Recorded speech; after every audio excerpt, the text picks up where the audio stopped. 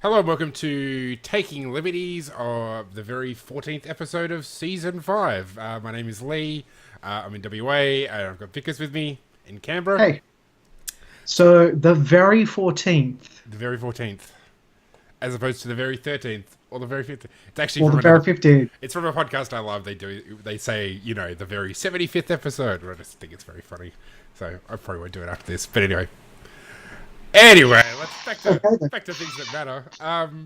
So this week we're going to talk about complaints about hairdressers to the human rights opportunity thingies, councils, commissions, and we're going to talk about the NBN and how much it really, really does suck, and how 5G is, well, basically everything that libertarians have been saying about the NBN is pretty much starting to become obviously true, even to those people who aren't libertarians. So we're gonna Yeah. get to the second half. So let's Okay.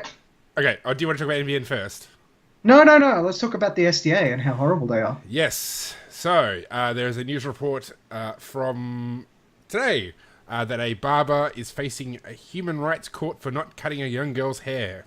Basically, Yeah. a lawyer sometime before Christmas took her daughter into a hairdresser, into a barber. He said no. She got upset and she's lodged a complaint with the authorities to the Human Rights and Equal Opportunities Commission, claiming that he breached anti-discrimination laws and embarrassed her daughter. Oh my goodness, how dare he? So, Yeah. So I know you've said this before numerous times, but the process is really the punishment here. yes.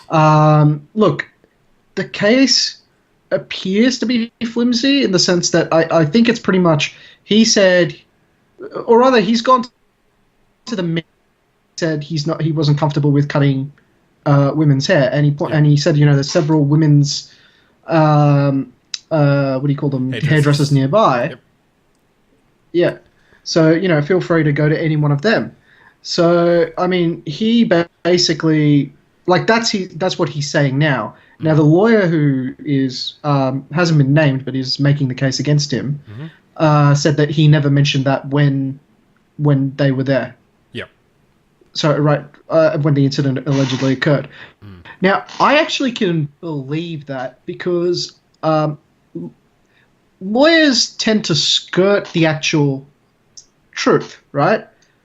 They skirt the truth. They don't necessarily make things up. They'll reinterpret things to their advantage. But the point is, there has to be something for them to reinterpret to begin with. Yep. Like they're a thoroughly, like every lawyer I've met is a thoroughly unimaginative person. So what I expect might be revealed is that he may not have worded things in that manner. Yes, sure. I mean, in some ways, really shouldn't hinge on kind of what was said. Like, really, if you think about kind of the nature of how the Except law... that's how the law works. Well, yeah, which is kind of stupid, like a stupid thing in and of itself. Like, if he said no, or he said no, I don't, no, thank you, like, that shouldn't make...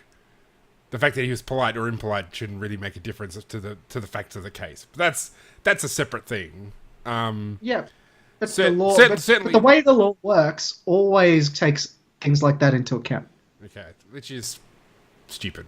I mean, Yeah. So the comment he made is, to the media. So this is all the so this is basically, it's come into the media because he has approached the media with his case, and Yeah. he made the comment that she might have been more embarrassed walking to school if I'd butchered her hair, and so for whatever reason he didn't want to cut the girl's hair. Yeah, The lawyer said it was embarrassing to her and her daughter, but as the barber points out, he has to hire a lawyer now to deal with this costly process of going through all this stuff. yeah. So my main issue with this act, I guess you could say, is, I mean, there's loads of issues with the Sex Discrimination Act. There's areas like, for example, you can't ask someone's sexuality, right? So Yeah. so there's all sorts of things that makes sense in terms of what they thought they were trying to protect. Yep. But the way it can be abused is far worse than what they were trying to protect.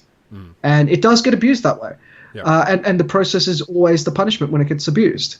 So, and as a society, we've kind of said we will tolerate the abuse of that in exchange for having minorities less offended. Yep. Which is an interesting way to do things, but at the same time, right, the question becomes, in this particular case, as a service provider, right, does this mean particular types of people that come up and request services from me, I just have to give them the service. I just have to oblige, right? And I think that sets a interesting precedent in terms of, like, hey, I'm effectively a forced slave at this stage. Yeah, I mean, I guess in some ways this has already been, like there's like in this particular news article, which I'll basically I've started putting all the links to all of the news articles we refer to in the show notes. So if you go to takinglibertiesradio.com, it has all the links. It's also, it should be in the iTunes notes and also on our Facebook page. So if you want to look at the article, and the YouTube, and on YouTube as well, yeah, in the description of the YouTube. Yep. So the Australian Hairdressing Council, a spokesman from that said that there's the same skills do both, but in reality, this guy's offering a particular service to a particular clientele. And you think about men's clubs and women's clubs for that matter, which offer sort of very distinctive services for particular, men or women. And so I guess in some ways, there are parts of the law that deal with this sort of stuff. It mostly would give exemptions. So, churches aren't forced to hire women pastors, for example. So yeah, I guess this is kind of obviously sits on the fringes where it's a generalized set of skills, but like in a specific application. To what extent should he be forced to cut this girl's hair? And we would say no. Presumably the human rights. But the world doesn't work how we. No, that's it. Yeah. Yeah, but yeah, I mean, we see this with the Racial Discrimination Act already, and the question is now we're seeing it come up in the Sex Discrimination Act. Yeah. I'm actually waiting for it to come up with the Disabilities Act as well, because the Disabilities Act has this section in it as well. Yep. So I wouldn't be surprised if there was someone using the Disabilities Act to pull the same kind of. And look, I think the term for this is what do they call them? Like a lawyer looking for a suit. Yeah, sure. Yeah. So, I mean, there is, yeah. I mean, I think that there's an aspect to this which is actually just petulance on the part of the complainant. Yeah. Like, really, who is harmed at all by this guy not cutting women's hair? No one. Yeah. Presumably she wasn't harmed. I mean, when you're in Sydney, and Sydney's North Shore. So we're talking about, like, they're in the outback and this person desperately needs a haircut for whatever reason, and this person's the only person for 2,000 kilometers that does this job. No, it's the friggin' North Shore of Sydney, which, correct me if I'm wrong, is a pretty rich place. It's not the kind of place you're going to be struggle to find services like a hairdresser. I'm honestly surprised you didn't just go like, hey, Vikas, you used to live there. I mean, you just tell me. I don't know. Yeah, I mean, I didn't know you used to live there. So a long time ago, it's galaxy really, far away. Really petulant on the part of the complainant's part to essentially do this to this guy. And as you've already mentioned, the process is the punishment. I mean, how many thousands of dollars is this guy going to need to find to defend himself? Yeah. And then that excludes the possibility of settlements or fines or whatever else comes as a result of this case. But what genuinely surprises, well, not surprises me, it is no surprise, is that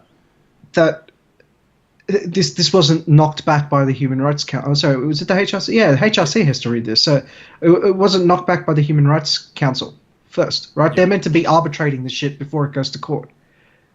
Well, so this is like this might end up being another example of where the Human Rights Commission has basically failed in its duty to do its arbitration. I mean, it doesn't. Okay, so a claim has been brought against Hunter's Hill Barbershop in the federal court. Okay, so yeah, it is past the point where, I mean, maybe there's still arbitration. I mean, I guess we're not lawyers. It's a shame Zeev's not here. Otherwise, he might be able to go through some of the process of what might happen. But I mean, so it's possible it might still go to arbitration at this point. But even so, no. I remember from Gillian Triggs's explanation, right?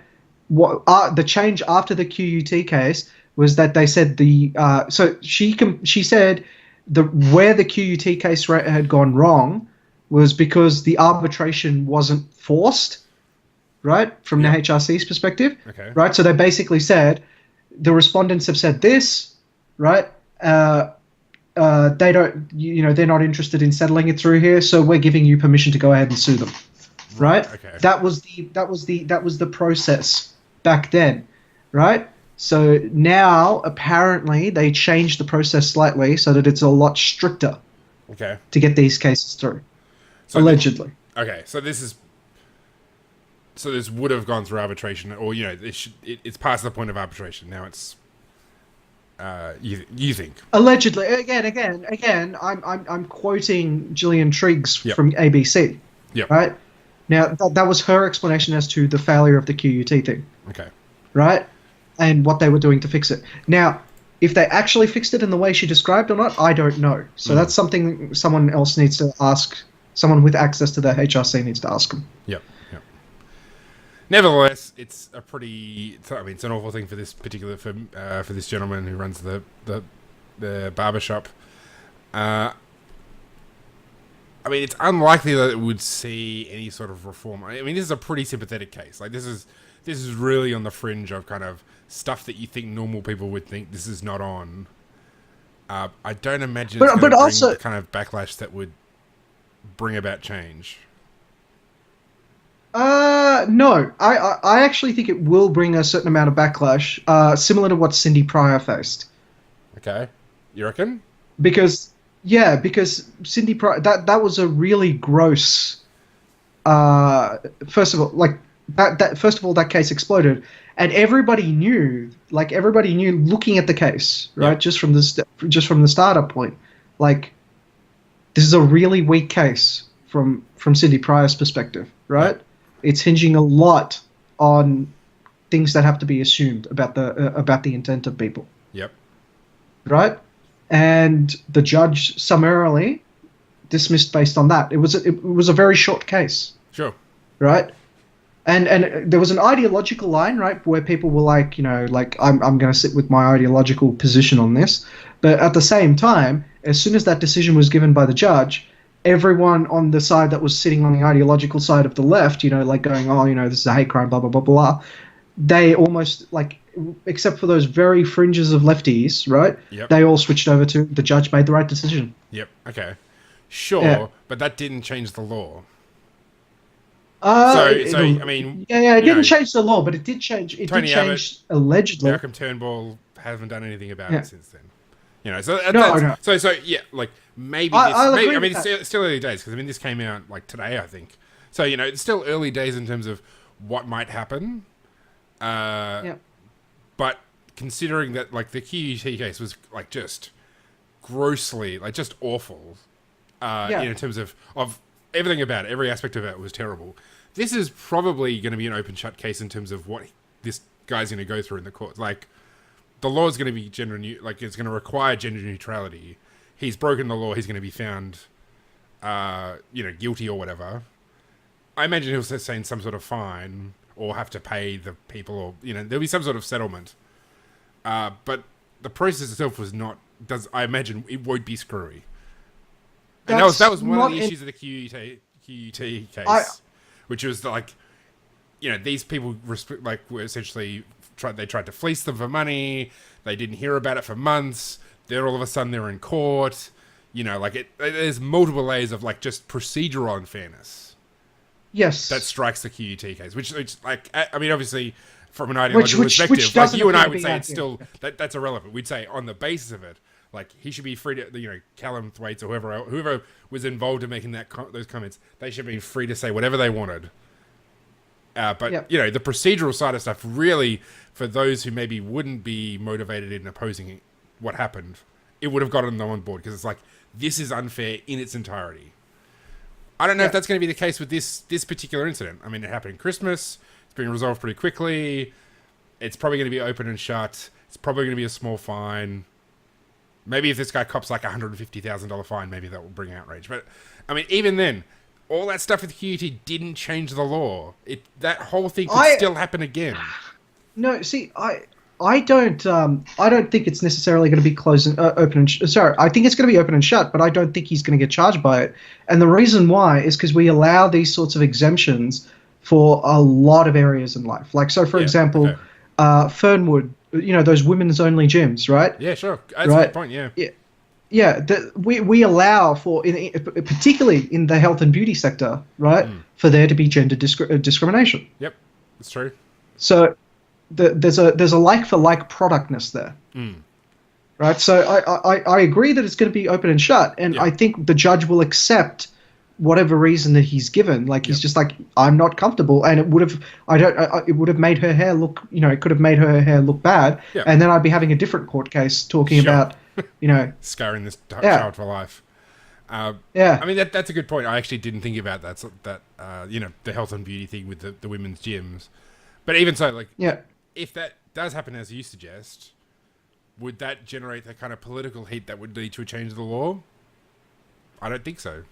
No, but I suspect that. Look, even though it didn't lead to a change in the law, so Cindy Pryor was chased after for $250,000. Yeah. I'd imagine this lawyer. This lawyer is not as greedy, so I assume she's smart enough to know now that it's gone to the media, right? And he's put that story out there. Yep. That it's likely to bias. Like, judges read the fucking news. So whichever judge has pulled her case is probably going to go in slightly more sympathetic. Yeah. And you can't stop that. So if she's smart, she's going to settle or seriously push towards settling. Yeah. Which is probably like not a bad outcome. I mean, the biggest cost involved will be the lawyer's fees, no matter what. So whatever cuts down the amount of time the guy spends in court is going to be for the better. All right, any final thoughts about that? We'll move on to NBN because I think particularly you'll have something to say about that. I have a lot more to say about the NBN and less to say about ambulance chasing lawyers. Yeah. Well, not that either one of us are really qualified to talk about what barbers do, since you have less hair than me and I don't have much to begin with, so... I was gonna say, people are like watching this and watching two bald guys talk about barbers. Yeah. It's just like, What's that? I haven't been one of those in a long time. Actually, that's not true. Last year's Friedman, I needed a haircut, and I went to, there's a barber at the bottom of the building, wherever it is. That dude, seriously, if you go to Friedman, if you want a haircut, that guy's amazing. He's like a Greek dude. Excellent. All right, anyway. Yeah, I was going to say, wait, that was you. You were the one that asked me if I knew where a barber was. And I went like, are you fucking serious? Yeah, I didn't have a chance to cut my hair before I came over from Friedman. And it was like $10. I think I gave him 15 because he was like, good conversation, good at his job, and it looked amazing. So I was very happy. Anyway, NBN, let's talk about it. So there've been a number of articles this week talking about how 5G, the competition regulator, the ACCC, dickheads that they are, actually said something worthwhile, which is that 5G is going to disrupt the NBN's business model. Shock horror for anybody who has any idea of technology, including former communications minister Malcolm Turnbull, who I recall saying something along the same lines, that potential wireless technology would disrupt the NBN's business model. Well, guess what? There's a government department saying it's He said it in 2010. Yeah. So the funny thing is, like, I never bought that argument for two reasons, right? So if you take a look at the desktop, laptop, and tablet market, right? Theoretically, you can buy a tablet that does everything that you do on your desktop and your computer. Yep. Right? But you still get a tablet, you still get a computer, you still get a laptop, right? And that's because of that form factor value. Yep. Similarly with telephony, right? Wireless takes care of that really high bandwidth, low contention ratio stuff. So, like, if you want to sit down and fucking watch some TV or, like, 4K videos, wide is just amazing for that. Yep. Although now not so much because 5G will literally catch up to that point. But even still, right, theoretically, the point there is then we should be moving up to what do you call it? There should be streaming services for 8K and 16K video. Yep. Right, but unfortunately, technology hasn't quite caught up to that stage. Yeah, mind you, I mean, the sorry, not the technology. Sorry, sorry, keep going. Yeah, sorry, not the technology. Hollywood hasn't caught up to that. Right. Okay, right. Yeah, the actual content providers. Yeah. Yeah, because I was going to say, like, the thing is, I know for a fact because I work at a place with high end audiovisual equipment. We have equipment that plays 16K video. Right. Okay. It's and we pipe that through 40 gigabyte per second fiber. Right, because there's literally nothing faster. Yep. Right, that can actually push that. Now, the fiber that they're laying out everywhere technically could push up to 40 gigabits per second. They just need faster switches all the way down the line. That's all. Like that's the future proofing that they were talking about, right? Yeah. Which they never got around to fucking doing, right? Yes. They for some reason came up with this archaic model where 100 megabits was the top, right? And decided that we will roll that out over the course of 10 years, not realizing that, technology improves and you kind of need to keep moving that and you kind of need to keep reducing the CBC costs. Otherwise, you're not going to get much of a take-up and other technologies are going to overtake it. The other thing they also did, and I think I've mentioned this before, is they ignored McKinsey's plan for the NBN, which was to build up Sydney and Melbourne first, following literally every engineer's advice, going, put it into the two big cities, and that'll give you enough money to roll it out everywhere. You're telling me a government agency with political agenda didn't listen to the good advice of engineers who might know what they're talking about? I'm gobsmacked that would happen. So, who could have believed that? I know. They're rolling it out in marginal right? seats instead? Well, oh my goodness. They're not just marginal seats. To inform the world of this kind of pork barreling. Not just marginal seats. They actually included places which were regarded as not being profitable and should not have fiber in the first place. I am talking about New England. There is no reason New England should, and Tasmania, there's no reason either of those two places should have fiber, right? But the government put it there because reasons, right? Anyway, the point is, sure, and if you really, even if you are a massive NBN fan, you have to concede the fact that the government has fucked it up on every conceivable level. Right? They didn't future-proof it like they said they would. Sure. They didn't future-proof it like they said they would. Right? They didn't roll it out in the efficient manner like they said they would. It's had hefty delays because of bureaucratic red tape. I mean, I'm living in a place with NBN Co. right now, and it took me 2 years to get connected. Yep. So, and in that time, because it's a new fields development, there was no copper here. Right. Wow. Okay. So I had no choice but to stick with wireless for that period of time. Yep. So all of these things the NBN has just been a clusterfuck all round, and it does not surprise me in the least, right? Because of the way the government ran it, it ended up becoming a competing technology to 5G. In reality, they shouldn't be competing technologies, right? You should have a 5G service, and you should also have a wired service. Yes. Right? Because the two of them cater to two different things. One caters to availability, and the other caters to, basically raw throughput. Yeah. So, there's... I mean, and the worst thing is they're probably not even in the worst of it when it comes to the end. Because, I mean, one aspect that they were still... haven't probably fully got into is that essentially all broadband provision is going to be a monopoly, or is a monopoly. Yes. Everything's going to go through the NBN code. So once it's fully rolled out, at that point, it's everybody's getting their broadband through the NBN, and that's at the point where you're basically going to kill the entire market, because essentially you're shackling the future. All future technology changes, all potential growth is all tagged to this giant government monopoly. Yep. That sucks. I mean, this is the thing, and I'm sure I said this last time we talked about it, just the utter stupidity of people who support the NBN in that they bitch about Telstra. They bitch about how it was monopoly and how they didn't break it up and blah, blah, blah. All this stuff about how Telstra damaged... And their solution is to create a monopoly. Exactly. It makes me so mad. Just, it makes me want to punch these people or slap them in the head till they realise, essentially their desired solution is to reinstall the thing that screwed it all up in the first place. Yeah, but the other thing is, I always find myself saying Telstra isn't actually that bad, Sure. right? And and I'm just like, I mean, yes, I had some bad service with Telstra, but you know what happened? I ended up leaving. Yeah. I just went to Optus for a while. Yeah. Or I went to other service providers, which was the good thing that I could do that. Yeah. And I found more or less they were all relatively the same in terms of service provided. Yeah. But you never appreciate how much Telstra has improved as a service provider until you try dealing with the NBN Co. Yeah. Right. Exactly. Yeah. So I look. I think what tends to happen with the particular type of people who are like pro NBN Co. From a left-leaning sense is that they will tally up. It's basically a sharpshooter fallacy. They'll tally up all of the misses that reverse sharpshooter. So they'll tally up all the misses that they had with Telstra, and they'll ignore all of the misses that they had with the NBN Co. Yeah.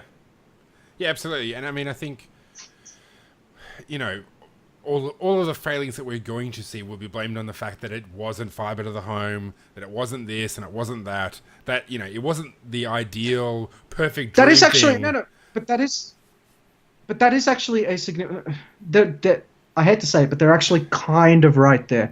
The fact that it's not all fiber to the home is actually a major problem. And the reason why Yeah, sure, I don't is disagree. because...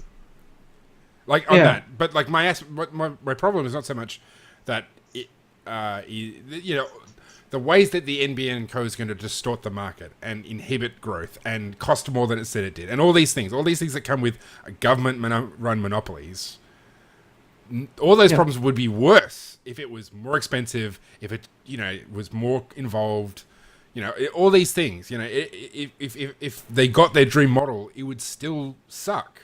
It would still, even if it rolled out perfectly, it would still suck because government monopolies don't do well with innovation, you know, and pricing. I mean, this is the whole aspect which we don't see with Rod. So Rod Sims commented on the disruptive nature of the NBN, of 5G, the NBN Pro.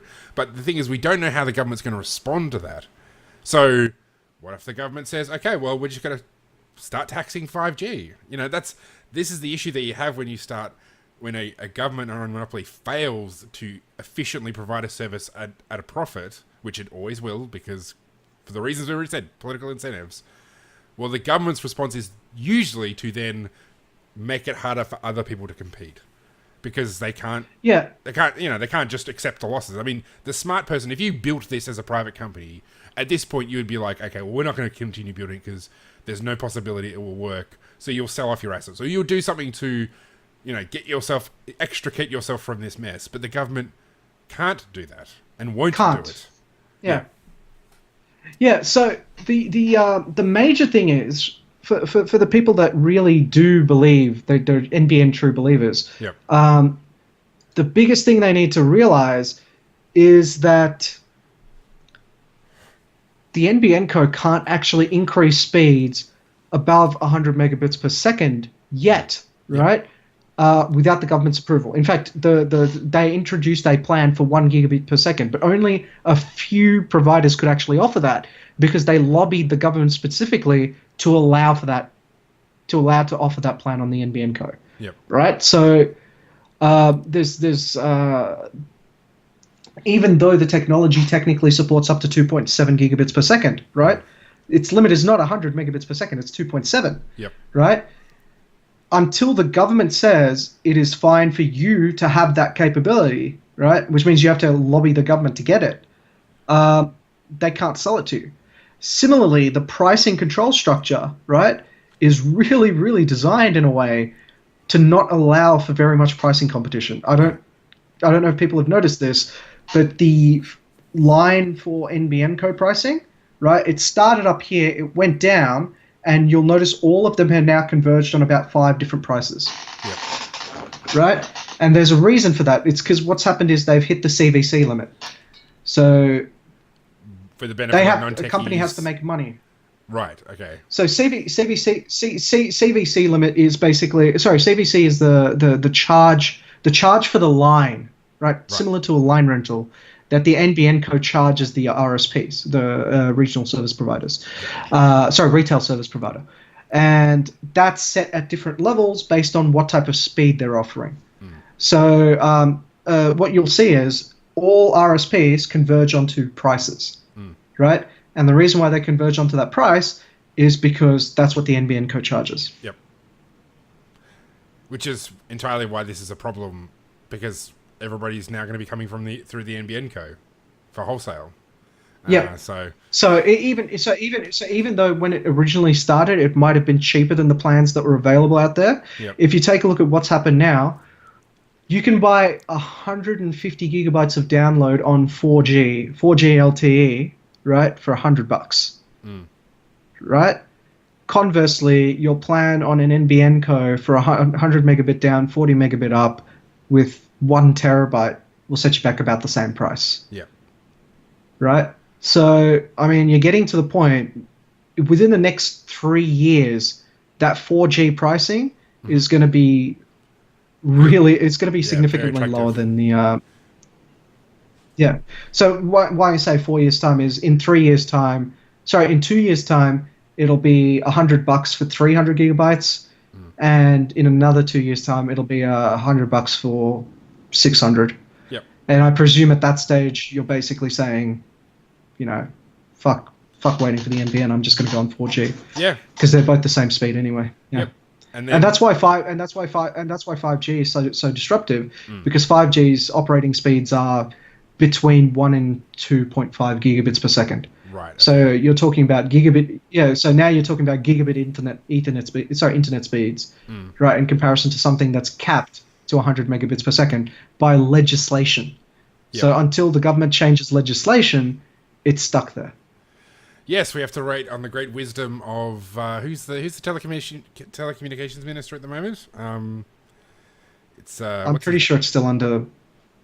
I thought it was still under Turnbull's portfolio, but okay. Oh no, I don't know. Anyway, we have to rely on the beauty of Malcolm Turnbull and his merry band of morons Bill Shorten's bunch of morons to I was going to say figure it this stuff out. could go to the other party. But even if it goes to the other party, right? What are they going to do? They're going to say, fiber to the home will fix it. Sorry, fiber to the home will fix it for everyone. Yep. And then in that situation, you're just going to end up back at square one. It's just like, okay, you haven't resolved the major issue here, which is, hey, your CVC and legal limits on speeds are what's fucking this up. Sure. So, I mean, we need to wrap this up because we're getting to the end of the episode. But so, say they do change that. Say they do legislate different limits.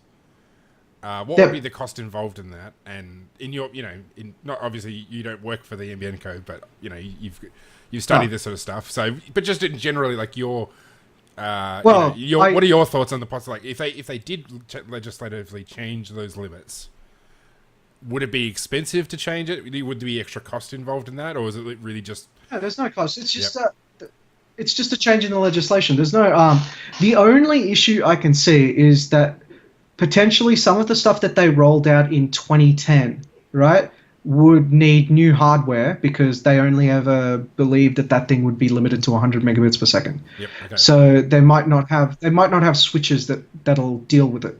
Right. Because they built it in 2010. They wouldn't have had the money for the gigabit switches that they have now.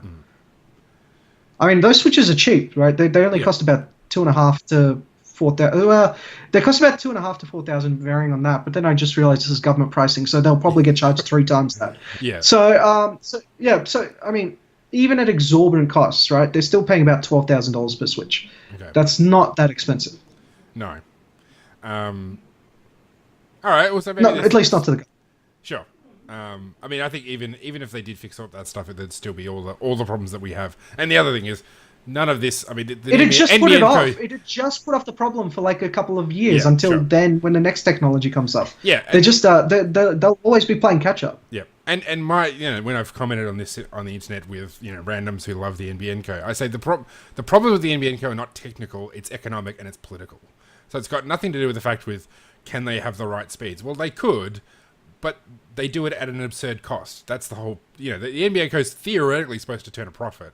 It will never turn a profit. Like I'm sure they dick around with the accounting to make it better than it actually is. So, you know, the thing about government accounting is they don't have to play by the same rules as everybody else. So I suspect the NBA and Co books probably wouldn't be able to withstand auditing if it was a private company, but because it's the government, they can get away with doing all sorts of stuff.